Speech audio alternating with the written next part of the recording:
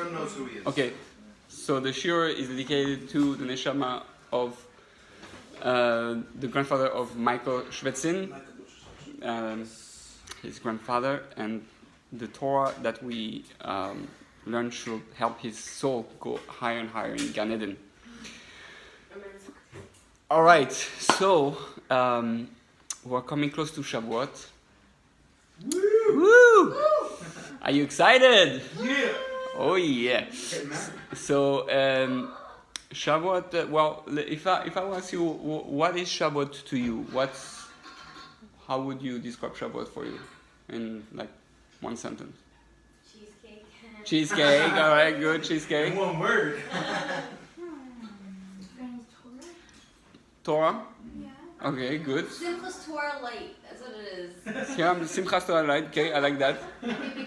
A new beginning. Oh, okay. I like that. Very good. Marriage to God. What? Marriage to God. Marriage to God. Beautiful. Stay up all night. Stay up all night learning. All right, we got. Or try to stay. What about you? I gotta make sure it doesn't sound inappropriate.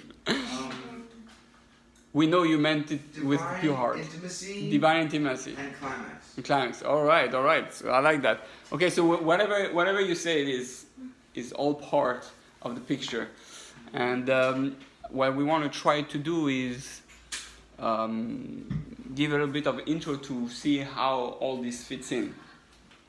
I want to publicly thank Rachel for hosting this amazing chabura. Thank you. Thank you so much for coming. Well, it's an honor to be here with all of you. So,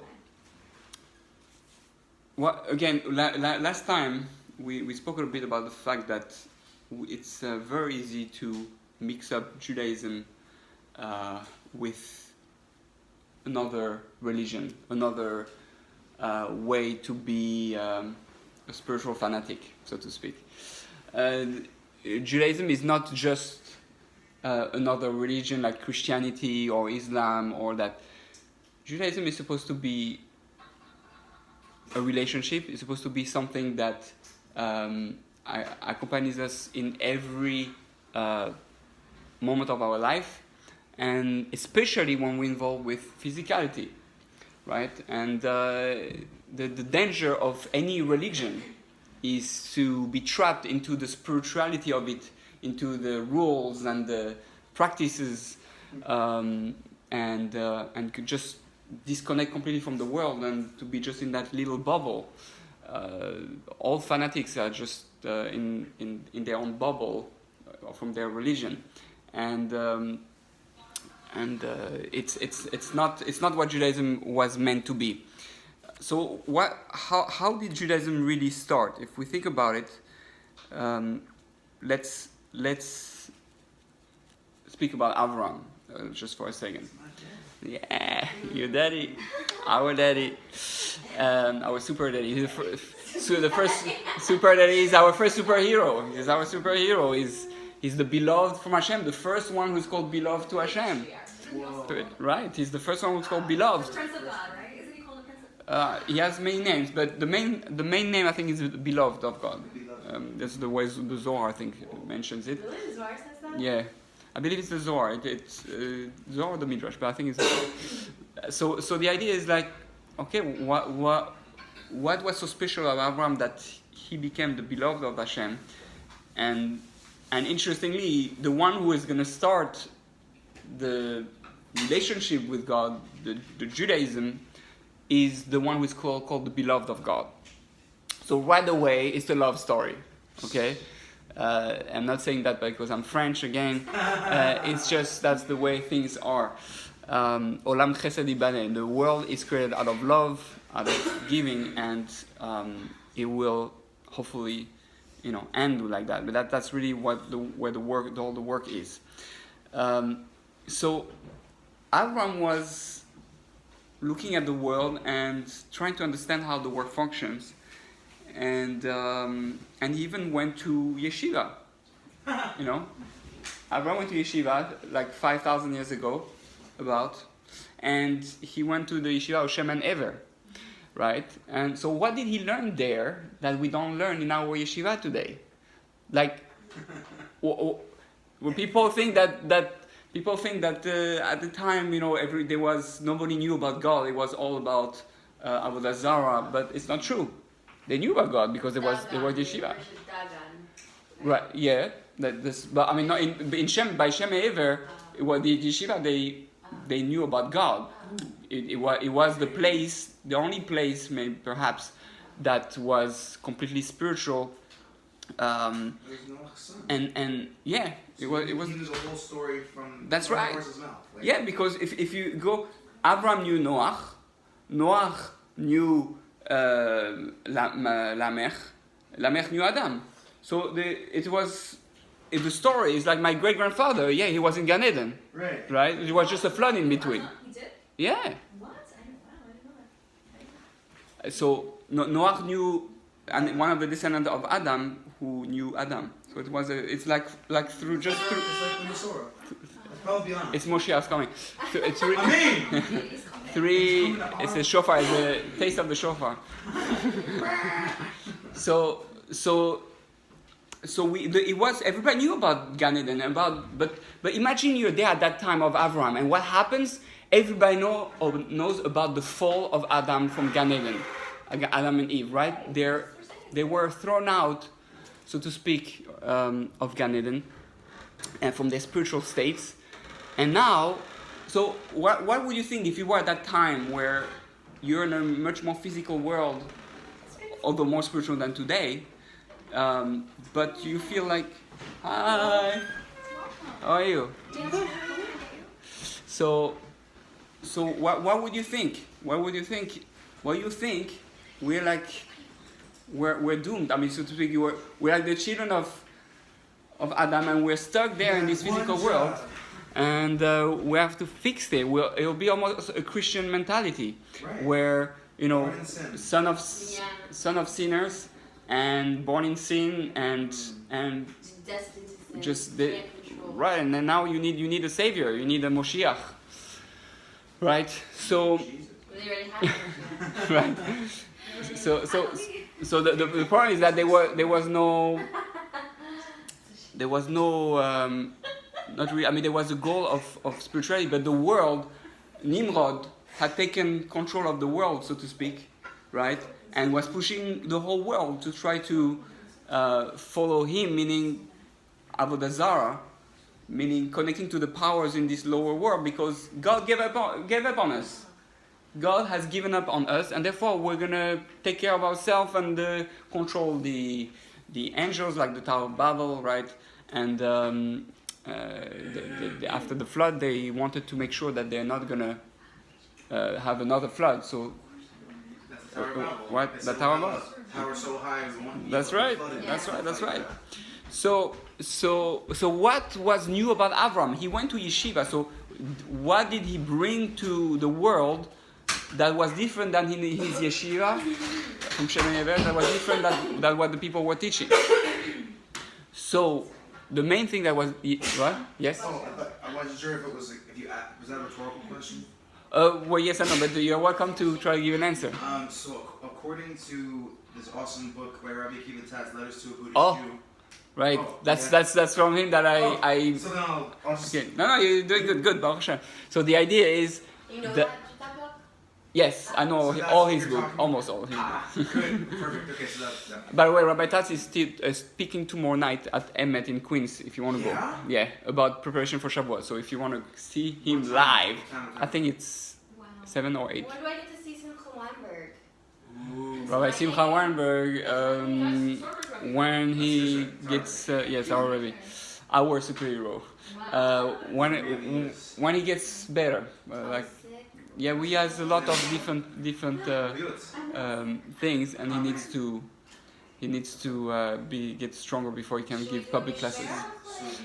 Well, no, not really. It has been 15 years, so it's ups and downs. But for me, is like one of the tzaddikim that have Yisur Ahava, and he needs to. We just have to teach his Torah and support him, pray, have him in our prayers. But Bezat Hashem, soon you'll be able to teach more publicly and we'll learn from him. And in the meantime, you can look up the foundationstone.org. Yes. If you Amazing. want any of his Torah speeches and just awesome ideas about stuff. Yes. He that most of what I'm teaching is really based on his teaching. I mean, he's the one who. It's like I was in yeshiva like Shaman Ever, and he told me how to go to the higher yeshiva, so to speak, to look at the world in a different way. And so, when I think about it, it's really what happened. That's why I say I became Jewish twice. Like, I became from there, but then I really became from when I met Rabbi Weinberg. So it was like a double step thing. So that's what happened. Avram realized that God wants a relationship, but not only that. The chidush, the new novelty of Avram is that he showed the world that God was still involved in our everyday life here, down to earth, now, as you drink your coffee or tea. Okay? And that was a big thing, because after the sin, everybody thought, God is in heaven, we are on earth. Sometimes you can send an email, right? Well, today we call davening or something, or a text or something, but at the end, he's all the way there and we're here. He's not really involved, really. You think he's involved in my eating and in my talking to people and, right? And like, come on, me, I go to the bathroom, I'm a human being. What really he's going to care about someone? So, exactly, that's the secret. and that's the amazing thing. But you say exactly. We say Asher Yatzar, which is one of the most crazy blessing if you think about it. Oh, yeah. Because, right, what we have in Asher Yatzar say, Galui v'yadua lifnei kisei chevodecha. It's known and revealed to you in front of your throne. So I sit on the most mundane, disgusting throne, and God knows about it on His highest super throne. It's like, really, God? That's awesome. You really care about how my bowel movement thing works? Mm-hmm. Yeah, He's your daddy. He's your daddy. He's your big daddy. And He changed your diapers, right? What's the mashal of why do we have to change diapers? Did you ever ask yourself? Because when you're old, your kids have to change your diapers. Well, that's well, yeah. Partially, Hopefully not, but yeah, sometimes it happens. But what Hashem wants us to change diapers of our kids to learn what? What He does for us. Yeah, how? When we make a mess of the world. Hashem Yes, cleans it up exactly. for us. Really? Each time, Is that- absolutely. That's awesome. The only reason you go to the bathroom is you do tshuva. And what's the tshuva? Hashem has to clean your dirty diaper. Yeah. Also, like having babies and raising them and all that stuff, that has to do with sin of Absolutely, It's supposed to be absolutely. like that initially. No? Yeah, Cloud was sin. exactly. So the idea, the whole novelty of Avram is that he brought us to an awareness that it's possible and it's acceptable to realize that it's possible that God is here involved in every little thing of your life.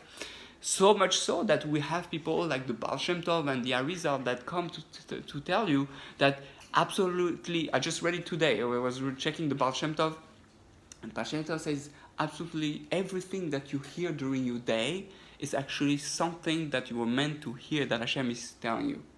Okay? Now, obviously, if you just heard the Flash telling something from the Netflix show, I'm not sure that's connected to it. But maybe. the idea, the Rambam, that's what the Rambam has the whole thing about Hashgacha Pratis. Is God always talking to me? Or, no, sometimes it depends on me. If I'm open to a conversation. Sometimes you have a relationship with someone, but it's not a real relationship. You have someone you talk to someone and the person say, yeah, or you do something, yeah, and the person is not really interested in responding or in communicating. So the Rambam explains basically that Hashgacha Pratis, Hashem's involvement in your everyday life depends on you. If you're open, you want the relationship, and you want to communicate, and you're aware that God is really real and really wants to talk to you, then you have to act that way, and Hashem is gonna be therefore communicating with you. Then it becomes real. So the more it's like a mirror, right? Mirror effect. You come closer, the thing comes closer. You go away, you go away. That's how Hashem works with you, right? Like the mida keneged mida. So sometimes we don't realize that that's really what we have to do in our relationships with people. How close do you want to be to the person? Yeah, I love everybody. I love you. Yeah, no, I don't want to talk to that person. Right? We say concept and say, yeah, I love the world, but except the Jews, or except the black, or except the white, right? No, it's not. That's not how you're not true to your words. You're not true to. So you have to live it. So meaning that if you live it, it means when I'm gonna hear someone say a critic about how I ate or how I talked then maybe the person is a jerk, but whatever has been said has to be registered and say, oh, maybe Hashem is telling me something very specific that I had to hear that. What person it is, it doesn't matter. David HaMelech got insulted, right? And he didn't answer, he didn't say anything. He say, oh, you're not answer back. Yeah. You stay quiet and say, okay, what Hashem wants to teach me. Now, it doesn't mean that the person can be taken care of. You're supposed to take care of that. Actually, read in the Gemara recently. Yeah, you have to take care about that person in a refined way. But in fact, I heard that David HaMelech's children, I think that they, when he passed away, they took care of. They actually assassinated him. Right, because he was Chaim Mita, the guy was Chaim Mita, but he on his own. He was. I don't remember who it was. Isn't that interesting? So it's not. The first initial Shlomo did, I think, was to take. Right, to take care of. What was that? Was that? He whacked him. Seriously? What do you mean?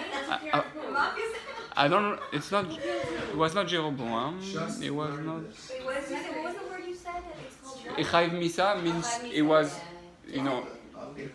death penalty. Yeah, because when you insult a king, there's no. So they took to honor their father, especially when he was victor. Right. They killed the person. They went after his enemies. They killed who? I forgot which person it is, but I'll double check.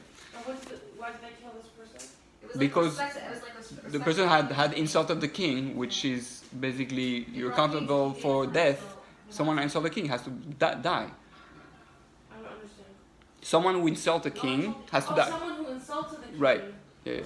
Okay. Has to die. But David HaMelech didn't do it himself. But when he passed away, his children took care of avenged him. Right. Okay. So.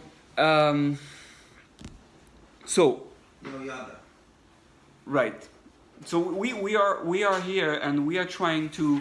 We have to fix our relationships in this world, and we have to learn that.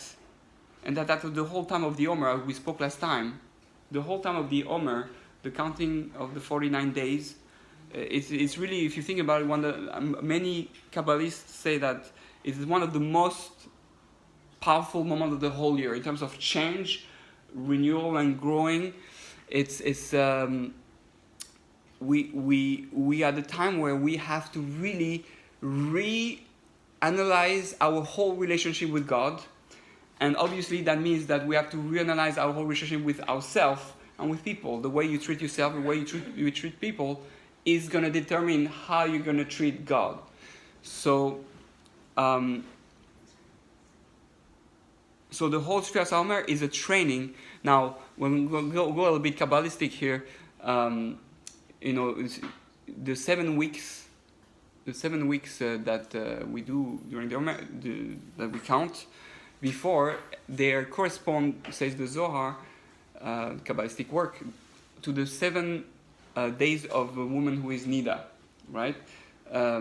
So it's a very strange comparison that Israel is the wife of God, or is getting ready for marriage, and for 7 days she has to separate herself from her husband.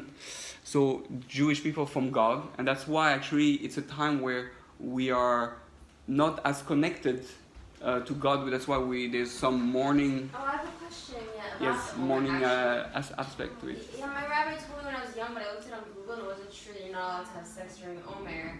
But then someone said that's not true, and I looked up on Google and I didn't find it anywhere. No, yeah, it's not true. He said that. No, No, there can't be. During the Omer or during the 3 days? no, it's on Shavuot itself. On Shavuot itself. Is it yeah. the 7 days of the, I'm sorry, no. Yeah. The 7 weeks? No. The 7 weeks correspond to the So it corresponds to- 7 days of Nida. Okay. Yeah, yeah. Oh, Right, so right. maybe that's where the confusion was. The probably is the confusion. So, This is Netivat Shalom. Sarah? This is Netivat Shalom. Oh, okay. I Well, was wondering. he actually speak about it. There's a few people who speak about it. so yeah, he's amazing this show. Oh wait, is that what you were showing me? Yeah. Oh, can I borrow that by the way? Ooh. Holy book. Borrowing books is a sensitive topic amongst the Eli Andrew. Yes. We never get them back. Right. No matter how much. It's too desirable of a book to give it back. But shall not steal, you know. I'm No, not if you can find almost Just any borrow it, any but show, you you can find it almost. Borrow on it a show. forever. Now they even have English editions of I it. have the English one. Oh, you have the English one. We're reading it Yeah. together. Ah. That's awesome. Yeah, it's an amazing thing to read on Shabbos. So what's happening is that what it's telling us is that, and you understand, we, the Jewish people, we count, just like a woman who has to count her days before being with her husband, we, the woman of Hashem, we count our days, right? Wow. And we are saying, we're getting excited, we want to get close to you, and Building up. it's Yeah. building up, Interesting, right? you know, and that's really what's supposed to happen when a couple, they're separated during those 7 days, they're supposed to reinvigorate. count, like, Now just hey. when I had now just criticized me and I'm like, what? Would you want to work every single day of your life, every single day, no Shabbat, every single day, every single day? You're gonna get burnt out. Absolutely. You need to take breaks. Absolutely. Absolutely. There's a very famous story about a man who was becoming religious and he went to yeshiva and they told him all the laws of Judaism. He loved it, and but they came upon teaching the laws of Nida and says that is too much. That is too much. I cannot take it. It's crazy. So he left the yeshiva. Wow. I think he was in Or Sameach, but I'm not guaranteed. So what happened? The guy he had marriage issues, shalom bayit issues, and he decided to go to with his wife to a non-Jewish seminar about couples and marriage. And they said the same thing. And one of the big therapy session was abstinence therapy. And there, they were even more machmir, more stringent than the Jews. There were 15 days you cannot touch your wife. You know, they got it Right. Once he heard that, say, okay, there's something true. There's something true. You can just imagine. You No, because miss that person a little. It's always good to just miss that person a right, little bit. it's like chocolate. If you eat it every day, you know. Exactly. You're gonna get a stomach ache. But it's much more than that. The whole Nida thing is all about learning to love someone in a non-physical way. Because how does your wife know that you love her not just for her body, Exactly. right? You show her, I love you for who you are. By the way, that's one of the reasons that. Emotional intimacy. It's also emotional. Right, It's one of the exactly. most Emotional beautiful intimacy. things ever, really. And that's one of the reasons, by the way, when we get married, at the wedding day, we put a veil in front of the face because the husband is telling her, yes, I'm attracted to you, you're beautiful and you're what I wanted, but I don't get married just because who you are, because in 90 years when you will look like a grandma, I will still love you because it's who you are, the reason I taught you. And actually I learned that from Rabbi Weinberg, that he says at that moment when he put the veil, he's supposed to give a bracha to her about why he chose her, right? And she's supposed to also give him a bracha of why he chose him, because then that's the reason we get married, not for external things, which are also important, but it's not just because of that. So that's the beauty. I want a guy that doesn't. I want a guy like RZ's brother-in-law. He says you can shave your head, you don't shave your head, do it for you. I love you either way. That's what I want. Right. She's my Mexican sister. Oh, yeah. I would shave. She married to Summer? Yeah. Even though he has that It's true. characteristic He that said you to want. her. He said to her, They're I can very- go either way. There's all types of sadness. Some are very nice. That's There true. should be real. Oh yeah, for sure. That's the thing. So That's something I want. I think I would shave my head. If I had a husband that said that to me, I would shave my head that day. boy, yeah. What? Yeah.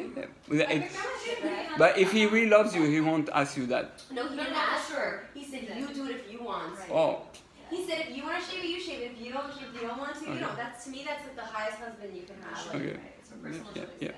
yes. so that's really what we're looking for. We're looking to get closer to God, and technically you should say, oh, you should not learn Torah during those 49 days. And interestingly, the whole focus is actually not about learning Torah.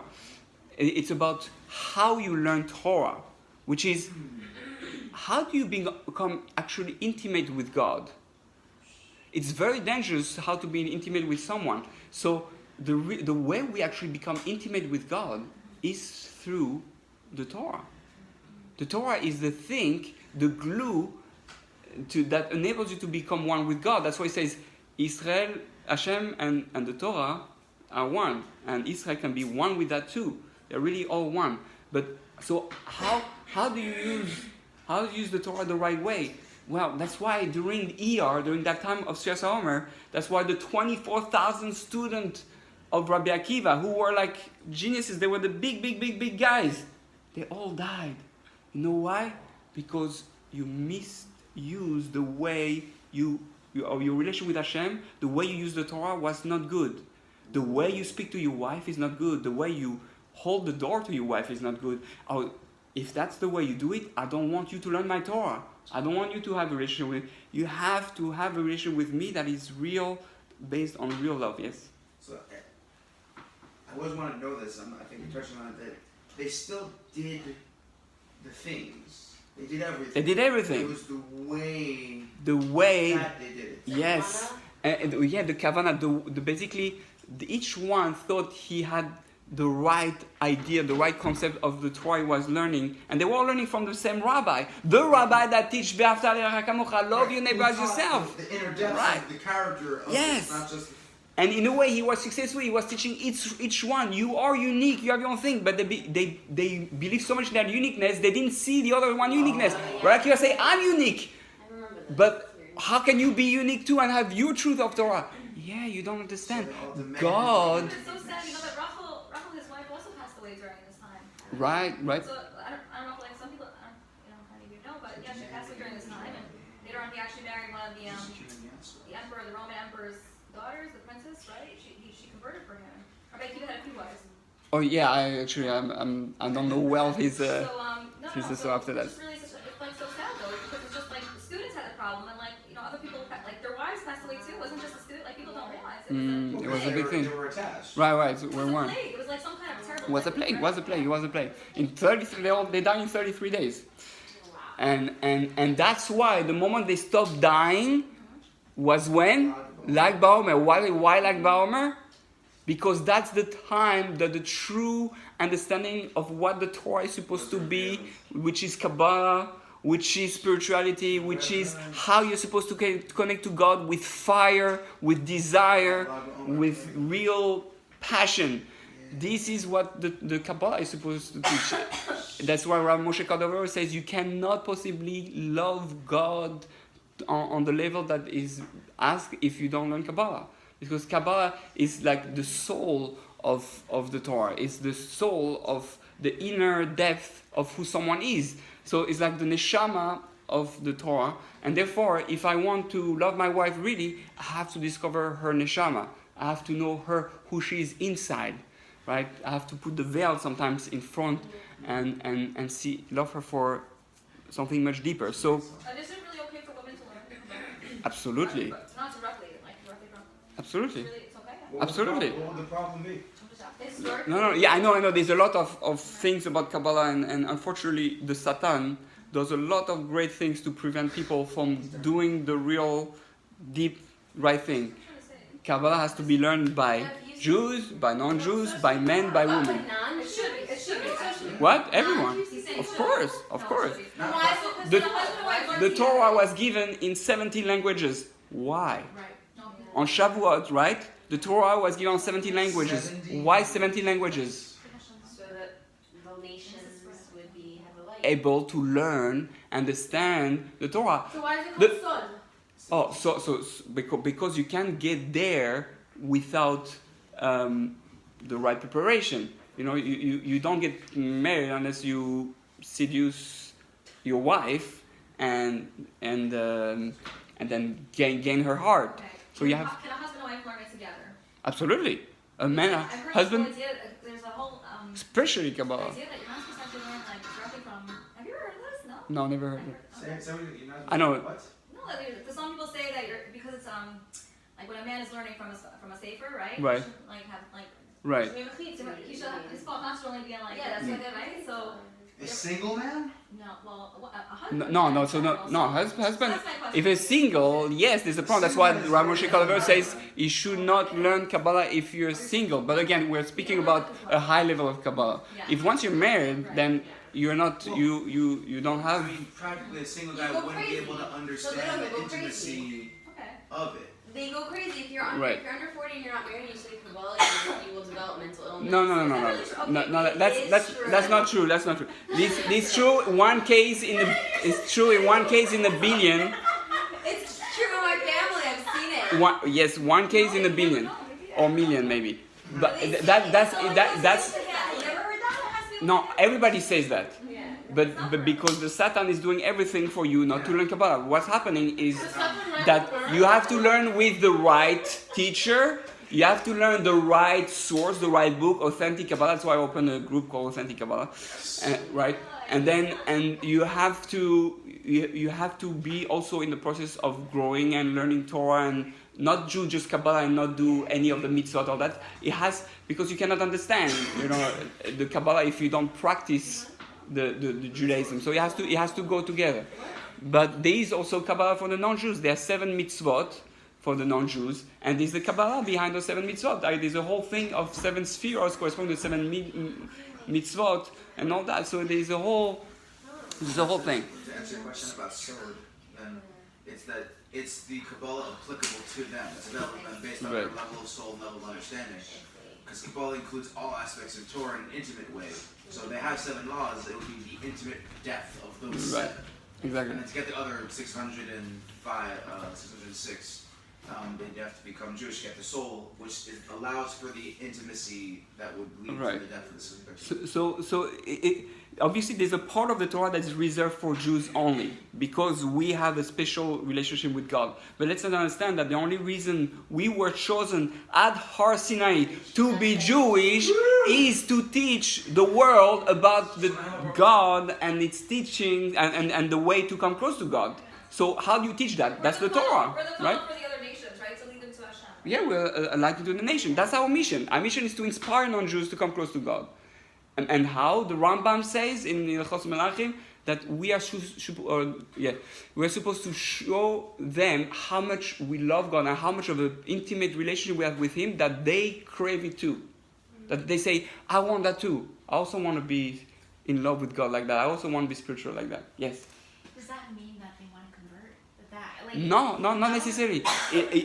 They basically, according to the Arizal, a non-Jew can never really convert because anybody who converts really was always Jewish. Yeah, they were Right, and a non-Jew has his own mission, and unfortunately today we look at it as something different. But if you look in the people of Israel, there's Cohen, Levi, Israel. A Cohen can never be a Levi in Israel, and Israel cannot be a Cohen. Right. Do we hate each other because they're different levels? No. Same thing, Jew, non-Jew. We're supposed to work together. But you are a Jew and you're a non-Jew, and we have our own mission. Does a man want to be a woman? No. Does a woman want to be a man? No. I mean, there are exceptions, right? But in general, you have to accept your mission and your power and who you are. Yeah. So if we guide a non-Jew, Yes. it's more likely a non-Jew to convert us, right? But I'm scared about that part. Okay. Again, are you scared that the non-Jew is going to convert you? Yes, because they know that they have to convert other people. You mean the Christians? Christians, right? Right, right. So how do I Missionaries. be a role model of them being close to God? So how you become a role model? Yeah. By showing, by the way you act, the way. So basically, any action you do, it can be as simple. My rabbi was able to inspire someone to become religious just by the way he was eating, Wow. right? So if you eat, Some manners, like proper. I mean, did you ever see Etiquette. Titanic, Yeah. right? And Leonardo DiCaprio is learning how to eat by the table with the super fancy. There are three. Okay, what do you? Like Leonardo DiCaprio. I've been told I look like him 3 times. Just saying. Anyways, David, you're delusional. The 3 people who told me that are delusional. Yes. I didn't agree with them, but they No. said so. No, you're much cuter than him. Oh, thanks, Reverend. So Call you later. so. I'm definitely stronger. That's no question. He doesn't know any martial arts. so what happened is that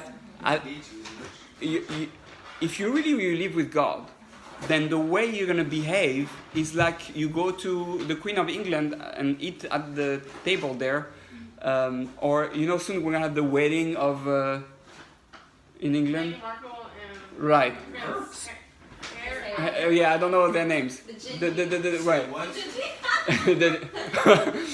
And basically they're getting married and the whole ceremony and you see how people are walking. They're getting married in Shavuot. Oh really? Yes. Get him! Here you go.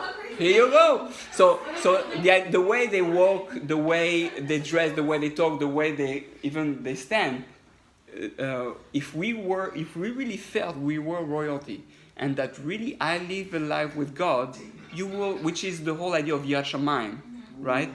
Which is Yirat Shamayim is not I fear God. I'm in awe of God, but why I'm in awe of God? Because I see God in front of me all the time, right? So if really I'm sitting here and I'm drinking my tea, you know who I'm drinking my tea with? With God, right? Tea party. Yes, and that's why you go like that. God, Lechaim, right? Right, Lechaim, tree of life. So really, there's a whole practice to do.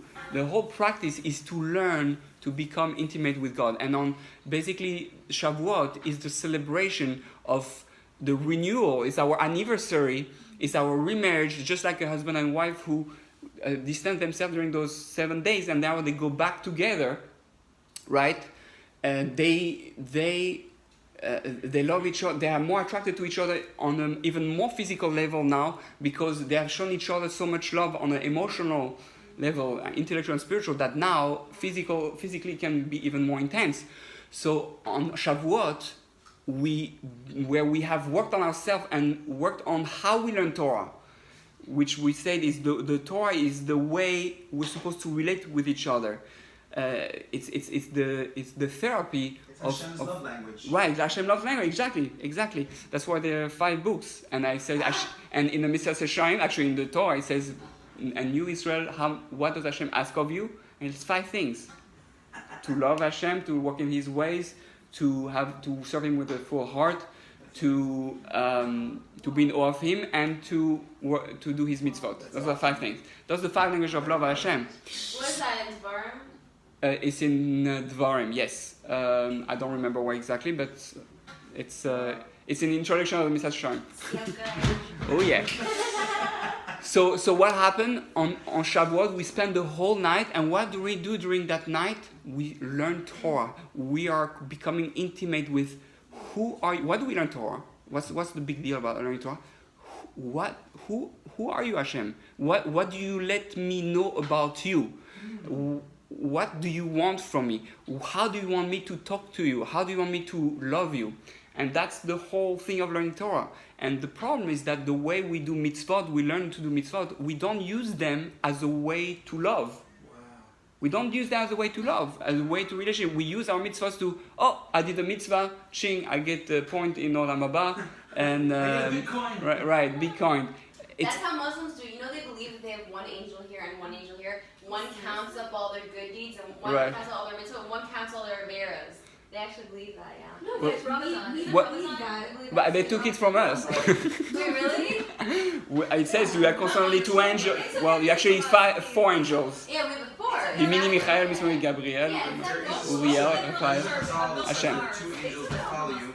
And whenever you do an Avera, the one who's a good angel has to say Amen to the blessing. May there be more Averas. That are saying, Right, when you right. do a mitzvah, the one who makes you do Averas What? has to say Amen that he's going to Michael, It is, yeah. Yemini Michael, Mismoli Gabriel, Uriel in front of you, Raphael behind you, and Hashem on top of you. So it's one of those things. That's by the way, when we used to go to the bathroom, we used to come before the door of the bathroom and say, angels, stay here. And the Talmud says, what do you have to tell them? Stay here, wait for me. I don't want to bring you in the bathroom because this is you go to the bathroom and then you join them. You go back with them on your Talk to journey. the angels. Yeah. How come I you still do talk that? to them. Hello. Talk to me. Hello, super Jew. You know, we used to be much more spiritual than we think. We used to be much more spiritual thing. We're, Wait, like, just in your, like, oh, the olden days, they really used to, like, just sit around talking to the angels. yes, They wouldn't the, waste their the time. people on their level. Even tongues and mustard. The whole- Just smoozing like, oh, how was your angel day? Yeah, what's the whole thing with Abraham speaking to the angel? He's like, please, don't. Right? They had a real direct relationship, gonna have and a they kid, became that's physical. You have to be worthy. You have to be on the level. Is that possible for the Malachim to, I mean, like, is that, We in Gan Eden, the Malachim thought we were they God. became physical in the times of the Torah, so, right, so, The Malachim confused Adam Rishon with Hashem. Right? that's so crazy. Right. Oh my So God. we were supposed. The Malachim were. The angels supposed to serve us. We're supposed to use. There's a whole book Sefer Raziel and Malach that teach you how to use the name of every angel. Because if you need something, that angel will bring it to you. If you know the name of that angel, you can get it. That's where the people who do black magic, they That's where they get it use from. those things, but they do it in an impure way, and In therefore. Solomon's Is books. there a way to do it in a pure Some- way, Rabbi? Yes, of course, but we can but- contact these Malachim in a pure way. yes, I know that. yes. But again, Yes, this it's you have to be very careful with that because a lot of people end up Misuse it. and Sorry, sorry. yes, yeah, It's very yeah, shady. you have a mezuzah that protects. That's by the way, And we're learning Torah. that's why your mezuzah has shin daled yud Oh, right. because the same letters as a Puts the demon. yud. Oh, yeah. It puts the that's yud that's in the it. name of Hashem. Okay. But you know what else Were we we're talking about saying? the times of Shlomo HaMelech? Yes. Shlomo HaMelech, when he was like one of the greatest of all kings, right? So Right. He was so great and so good. They say that it had to be the opposite manifest, like the opposite extreme. And what was that? There was actually The king of demons. But he was physical. Yeah, So- they can appear. They have You know, the you Gemara can- says so that's what- they have three things like human beings and three things like angels. Did you hear? Do you know the line? You know how to banish the Nefesh? Who? Do you know how to banish Okay. Yeah. So you that's what she said. So you know how to banish them? They come in the house. You know what you're supposed to say, right? No. Arzi, you know what you're supposed to say if you got a Chas v'Shalom need a shed. You know what you're supposed to say? Oh, sorry, did Oh my God, that's what sorry. Shade. No, you know what you're supposed to say. Shade, Well, how shade, would you shade, what shade. is that? Shady, shade, shade. Yeah, but the only way you know is if they have chicken feet. Okay, but now I'm gonna tell you how to You just banish say, them. No, you that- show your feet, it has to be like chicken feet. I'm gonna get a chicken costume and walk around your house tonight. It's just scary. Okay, but nowadays, nowadays, Shedim and demons are scared of us. No, you want to make We're so I'm physical. gonna teach you. They're afraid of you. They're afraid of us. Let me teach you. Okay, we- This is say. This is how Very you much banish so. demons. Anyway. Guys, I'm gonna teach you. You don't want to hear it? Shh. What? Yeah, say it. Okay, this is how you banish demons. You say it's true. It's in the Talmud. Okay. My goat is fatter than me. You're supposed to say that. Are you serious? That's what you It's possible. I don't remember. But But there's certain things. There's certain things to say. Because you're causing it to My look at goat something is else. fatter than me. That's what you say. I don't know. Yeah, but you're goat guys. You know a goat. Okay. That's literally what you're doing. You're like, look over there. Well, but it works though. It works with Azazel. We do it on Yom Kippur. That's exactly what we do on Yom Kippur. Okay. We send one goat to Azazel, we throw it off the cliff, and that's the Satan. It distracts him. So I wanna. It's in the Torah. She told us to do it. They say that, isn't Hitler That's just dies quick. he never took off his boots, right? According to one opinion, allegedly, but that's not necessarily true. He was shaved. I don't think so. Okay, so it says like that. You have in the book Reshis Chochmah, which is the beginning of wisdom, on the gate of love. So it says, you have only attained the essence of love when you find that there is nothing in the world that you love more than the Holy One, and your love of Him goes beyond your feelings for your spouse, children, and other earthly attachment. By the way, that's a big secret. I tell people, before I got married, I wanted to get married very early because I wanted to feel love. I guess maybe it's in my French genes. I love to feel love, so I wanted to get married early, but I couldn't get married at 16 or anything. So what happened is that when I started becoming religious, I realized there's a level of relationship where you can really, as a single person, really be married to God, and that was the whole thing of Nadav and Avihu. Was the mistakes that they say, I just want to be married to God. I don't want to even be married to human beings, because that's even a lower level, so to speak. But their mistake is that we're not supposed to be just spiritual. We're supposed to live on earth and bring God down here. So that's what happened with the students. They forgot about everyone else. Which students? Interesting. Rabbi Q The 24,000 students? Yeah. You're saying, I'm so unique. I have such a religious That's like you can't see I never thought about that. That's very interesting. That could be. That's a very nice pshat. Siup pshat. That's very good chidush. You have to write it down. Every chidush you have to write down. It becomes part of your olam haba. Rihanna's very smart. Yeah. So and the idea is that and we know only one person was able to achieve that, was Moshe Rabbeinu. Moshe Rabbeinu stopped being with his wife to be able to be 24/7 with Hashem. It was an exception, because you're not supposed to do that. Hashem was different because Why did Hashem let him survive? Why did he let him because he had achieved a level where he didn't live for himself anymore. He had become a complete vessel to transmit the Torah. There had to be a leader that was giving the whole Torah. It's very hard to understand, but that's why he in Halacha, it says he's the only prophet from all the prophets, and nobody. But that's what the mistake of Aaron and Miriam. Says, how can you do that, right? And Hashem said, you're speaking Lashon Hara, but aren't we supposed to see what happened to Nadav and Avihu? No, Moshe Rabbeinu is unique. It's a level that we cannot understand, and Hashem told him to do that. So it was not like from his own volition. Hashem commanded him to do that. So that was a unique case. because Hashem told him to do it. Yes. That was his halakha. Right, exactly, and no one else. So if we look at the Torah and the whole Bible and the Tanakh, if you think about it, it's ridiculous when people think it's just a book of law or history book. The only thing there is a drama. It's actually the biggest drama shows with the most episodes and seasons in it. There's 24 seasons for 24 books, and every season has like non-stop episodes. And what's happening is, and we talk to Hashem and we hurt his feelings, and then he gets angry with us. He kicks us out of the house.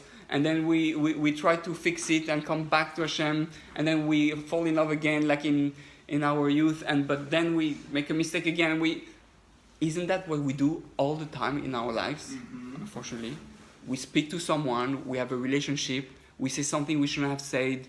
We didn't pay attention. We hurt someone else's feeling, and now there's a distance, and now we try to fix that relationship and come back together.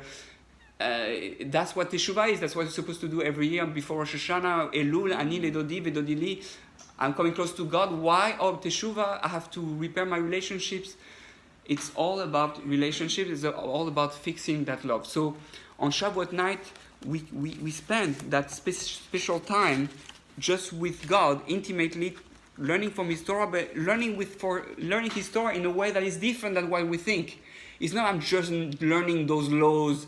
I'm learning how to be from. I'm learning how to, I'm learning how to be a human being of love, how to have relationships that are balanced and loving. We have to learn that every mitzvah is not here just to do some ritual. Every mitzvah is to teach me how to have a relationship on the perfect level with another human being. but we're not trained like that. The yeshiva system, the from world doesn't teach us that. So obviously, people are not attracted naturally to it. Now we're coming back with the spirituality, with Kabbalah, it's spreading that we're coming back to a world where even non-Jews now want to learn from the Torah because understand there must be something of a relationship with God, and Judaism gives it a taste sometimes if we do it the right way, and the non-Jews see that they want that. How come the Jews are so happy? They're such beautiful family. Today what brings the non-Jews to be the most attractive to Judaism is that, oh look, the family, Shabbos table. Wow, every week the whole the whole family gets together. Wow, that's so nice. I wish my kids will be with me and not use their phone on the Shabbos table, and so that we can talk to them. I wish I knew they will be home at least one day a week. One night not partying till 5 o'clock in the morning. Right? Shabbos is so good. It's the best for the parents because it enables them to see the kids, to be with the kids, and have real quality time. Why are we stuck for 24 hours with someone on Shabbat to see if you can have a real relationship? If you cannot be 24 hours with the same person, that means your relationship is defective. We'll work on it. So it's a rehab. Shabbos is a rehab to see if you can stay 24 hours with a person and communicate. Right, right. And that's the whole thing. You have to be able to communicate. So, everybody cramming around my Golden's basement. Great. So listen to that. I want to read you. One thing like that. Rabbi Yitzchak of Akko of blessed memory noted in his stories of ascetics, which is Pirushim, it's called, that a man who has never desired a woman is like a donkey, or even less, in that it is from worldly sensations that you derive your understanding of the divine service, as we explained.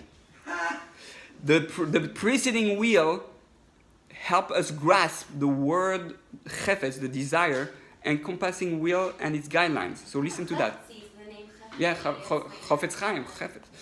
We infer from this story that if your desire of the Torah reaches such heights that you cannot think of anything else both day and night, it is evident that your soul will ascend to a wondrous level without the need for penitential acts of fast. You can be transformed in two ways. You can do teshuvah from Yira. You can, I'm making teshuvah. I'm returning. I'm fixing myself out of fear. For what I did, and then you have to do physically. You have to go through some kind of level of suffering, which is the cleansing.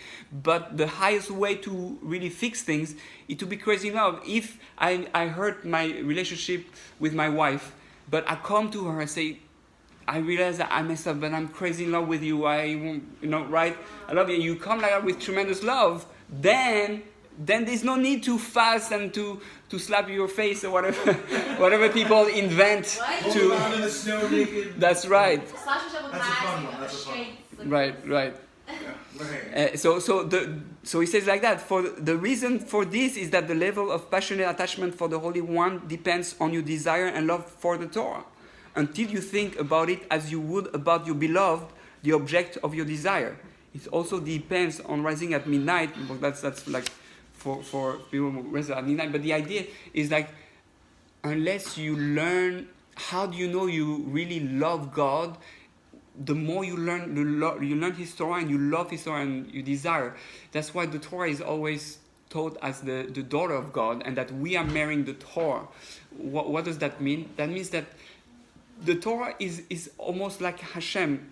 Obviously it's not literal, but it means it's almost Hashem's personality. It's Hashem's desire for us, like connection with us. So it's Hashem's surrogate, or like you know what I mean. So if you learn to appreciate the Torah and to see what's in there and what it's really trying to tell you, then you're entering into that connection directly with Hashem. This is our connection to Hashem. This is, you kiss Hashem by kissing the Torah, right?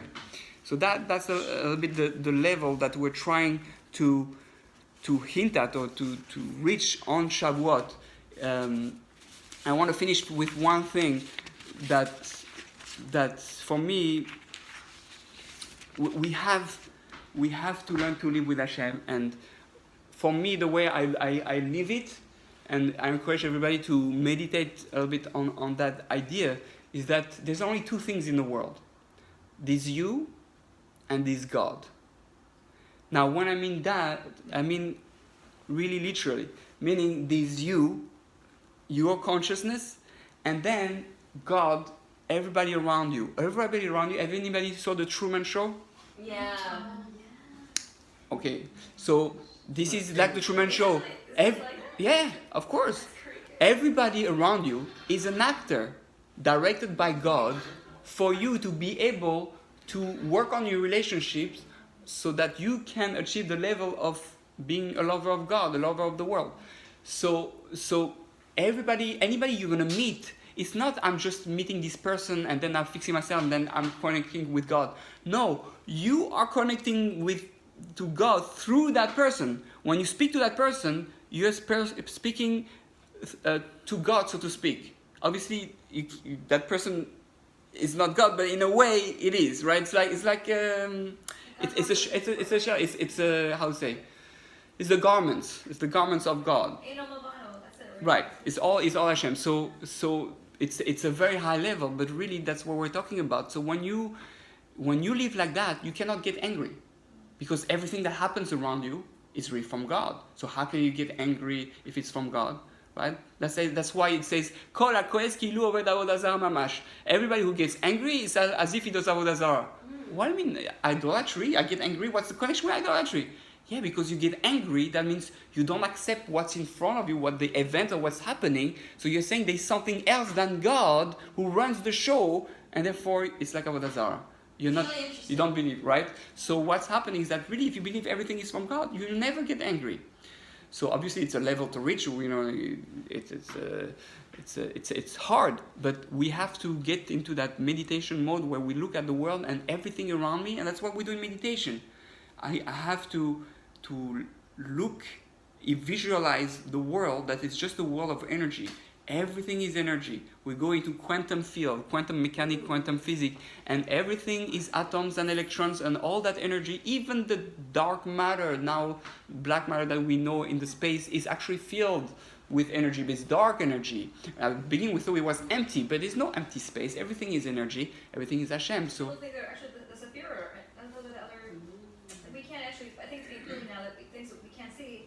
Then the black, all this, like you're saying, the black hole, all these things, actually other worlds. There's actually scientifically, there are worlds of multiverses and all that. Yeah, absolutely. There are different dimensions and all that.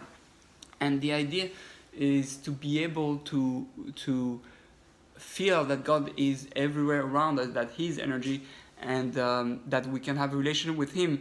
So when the place where I like to practice it the most, I'm just going to give one example because otherwise we'll be here till tomorrow morning.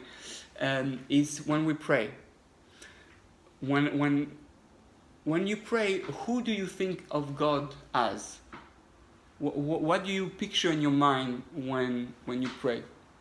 I don't picture. Okay, that's one way. Sometimes you don't have a picture, but you have a sense of what type of relationship it is. I feel like it's just Yeah. it's not something. It's just it's energy basically. Energy. Okay, that's a beautiful way to put it. What do you imagine when you speak to God?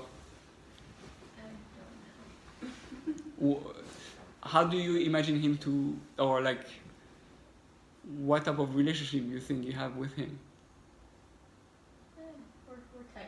We're tight. maybe you should untie. Tight. It's an American expression. Or Tight. oh, tight meaning we're like that. Yeah, It's like, okay, I got you. Okay. I got you. So that's Huh? no. No, I'm saying asking you. What? You and God. How do you imagine God when you pray, speak to Him? Two different ways, and they're very, very opposite.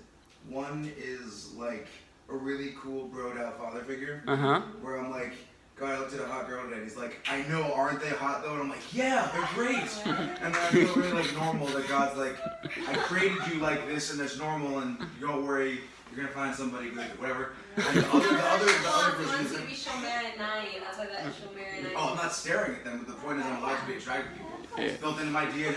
The other half, the other way is like, and this is why like this relationship image is very good because God's a female, and it's a very intimate relationship, especially when it comes to like for example, ever do Hanukkah or Galila, every aspect of rolling up the scroll, putting the garter belt on it, and then dressing it is like getting dressed after being intimate. Because when you open the Torah, it's like all the secrets are revealed. It's like being very, you know what I mean, like very intimate physically. So for me, that experience, which inherently would have been like just seemingly sexual, it's elevated in that it's intimate. It's like, wow, like it wasn't just, okay, we read some book. It's a very, and then every aspect of it, like I said, putting on the belt, it's like whatever. Beautiful. No, I love That's it. the other half of it, and it's Beautiful. and that all came from Rebbe's explanation to me about why we raise our pinky. Oh yeah. And it said on the Gemara, you're supposed to chase after the Torah the way you chase after the pinky of a really, really attractive woman. The Rambam said. No, he doesn't say that. He says even if you stare at the pinky of a woman, it's you can't because this. Because right. Because it'll make you connect. Right, and now but we then do that. When we do this, we want to connect with the Torah the same way we draw after. Right, exactly. So the point being is, No. you can. No, a man. I can. Any part of the body cannot be stared at. Any part that becomes their chiba. So Right. Rambam says lehen nos if you enjoy it. Right. Look at the pinky, you don't enjoy it, whatever. But if you're looking and you Right. even If it becomes pleasurable. Right. It's like even a part that's permissible, the hands. Right. If you make it sexual, then it's no good. Exactly. Right. So But yeah. that's a beautiful. So I don't know, what? that was the intimate thing I just shared with everybody. I feel the I'm only thing I exposed. can say is that when I was a child, I just remember I used to sit and think at night, sometimes in bed. I don't know about you guys, just really think about this. I just think, like, what is God? Like, what is really like, what, you know? And I would like try to like just vision something, imagine something, or it's so interesting. When I was a kid, I used to actually sometimes think like, in my mind, before I say Shema, you know, whenever I'm in my bed, I would say, I can vision this like very special rabbi, like a Rebbe of some sort. I don't know. Just as a kid, That's what good. came to mind. That's good. That's I'm good. not, you know, I don't still do that, but at the same time, I do feel that, you know, I don't feel like I want to put a physical Image, right? Yeah. image to it, Absolutely. but I also think that there is, it's so great and it's so, it's some kind of energy or whatever it is. It's so great that it's really, that's massive light. Energy. Beautiful. Okay. You Yeah.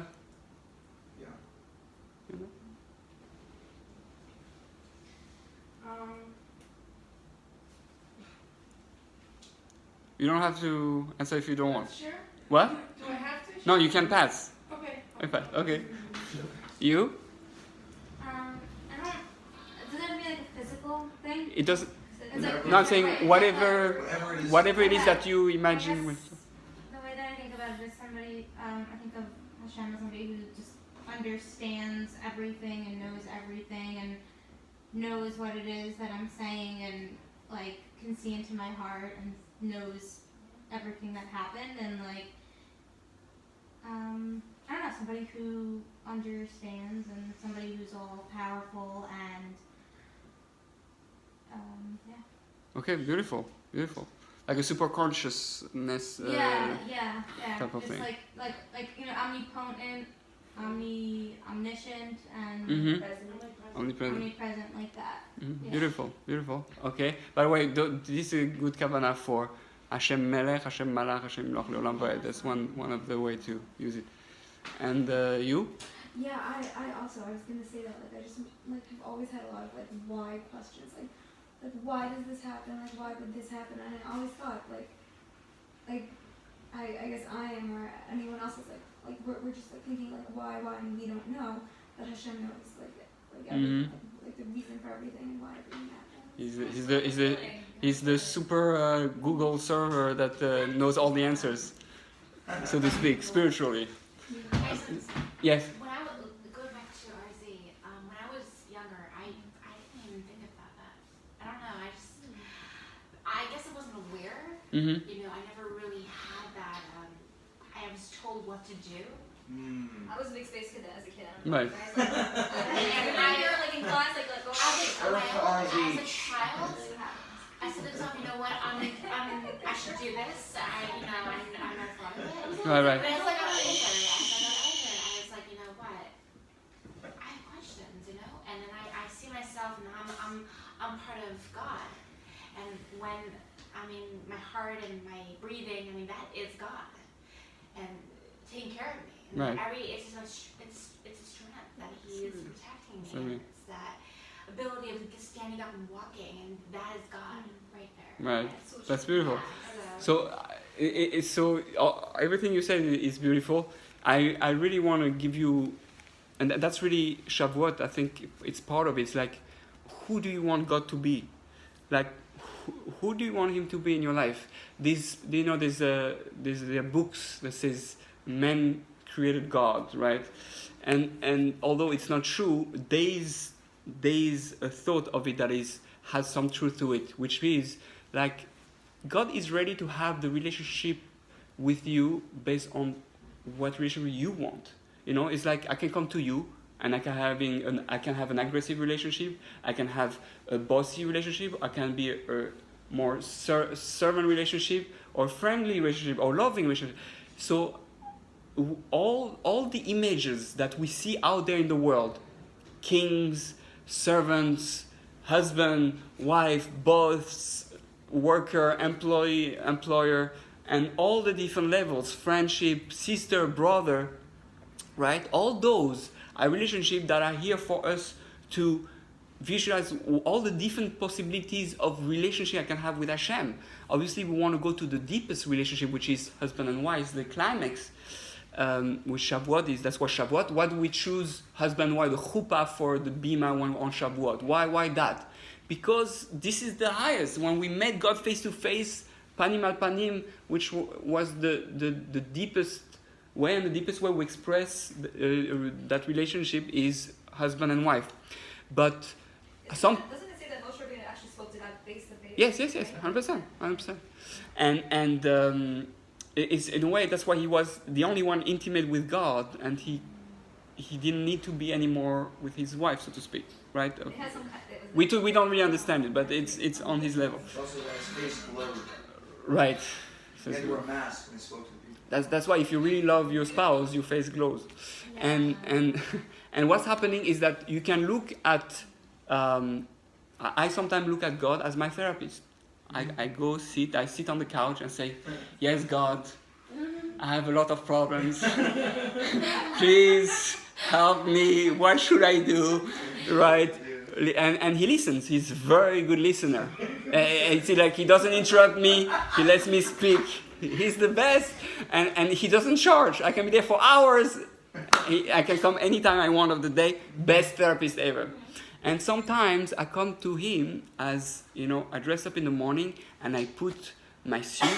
I feel like a servant ready to serve the king of the world. And I'm going out there with my tzitzit, which is my superhero clothes that reminds me like any soldier puts his uniform. And I go on a mission. Super suit, yeah, exactly, super suit. And super Jewish super suit. And I go there to serve and make the world a better place. That's my mission every day. And sometimes I am with God as my father. Avinu Malkeinu, we say Avinu, right? And my father, what I do, I when I daven, I imagine I'm sitting on his laps or giving a hug and then just like talking to him, and I feel safe. I feel, he's going to protect me. I have those bullies who at work that they keep hitting on me. Can you help me protect me? And you're with your father, say, don't worry, I'll be with you. I'll hold your hand. And sometimes Hashem is my spouse. And it's very intimate. And I use my tefillah as this. So how do you switch those things? You have really to imagine, and actually we have a heter from, obviously Hashem has no image, and you cannot make an image, but there are a heter from the Esh Kodesh, one of the Hasidic Rebbe who got it from, was the Radak? I don't remember if it's the Radak or another one, but he brings the source that you're allowed to imagine, if it helps you communicate with God better, you're allowed to have an image in your mind. Obviously, you know that image is just to help you. It's not God himself, but it helps you communicate the same way you communicate with human beings, helps you communicate with God. But how do you do it when you pray, when you daven? You choose, today, God, I want to speak to you as a spouse or as my best friend, and you change the way you talk. You don't talk the same way when you talk to a friend or you talk to your spouse. You don't speak the same way you speak to your boss and when you speak to your kids, right? So how do you speak to God? If you want to make that real, that relation real, change the way you talk. And what do you think in Shmoneh Esrei specifically, which is the most intimate moment, we speak like that because the only person you speak like that with is your spouse, right? If a secret is silent, you speak to your spouse in a way that it's not for anyone to listen. It's your unique, personal relationship private relationship with Hashem. So the idea, that's why Rabbi Kellerman actually, who speaks about it, says if you want to have the best date, have a date and you just whisper into your wife and to your spouse.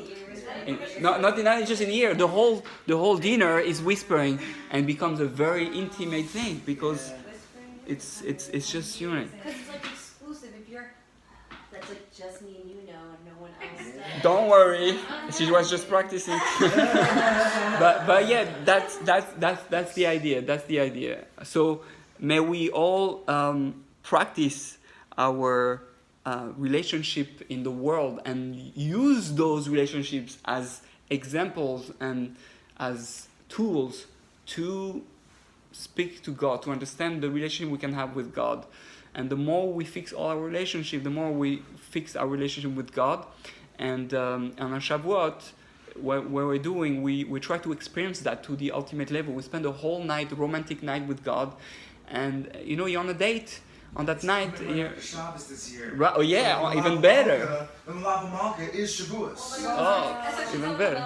Wait, hold on. Yeah, David Amedas. We're celebrating his birthday. That's amazing. Right, and what better to eat a cheesecake on a date night? Like Cheesecake, right? And you put some chocolate because women love chocolate on cheesecake. But that's what? Okay, so may we all have an amazing Shavuot and feel the love of Hashem.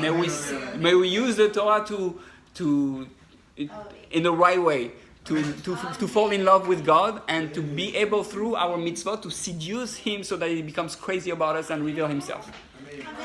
Chag Sameach.